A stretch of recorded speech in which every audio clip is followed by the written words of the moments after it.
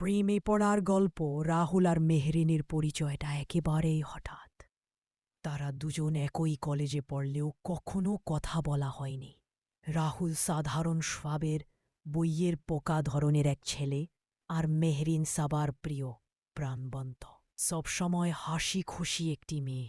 ক্লাসে কিংবা ক্যাম্পাসে অনেকবার মুখোমুখি হলেও তাদের মধ্যে কখনো কোনো আলাপ জমেনি। একদিন লাইব্রেরিতে রাহুল একটি বই খুঁজছিল। তাকের উপরের দিকের বই নামাতে গিয়ে হঠাৎ করেই তার হাত থেকে বইটা নিচে পড়ে গেল। কাকতালীয়ভাবে ঠিক তখনই সেখানে উপস্থিত ছিল মেহরিন।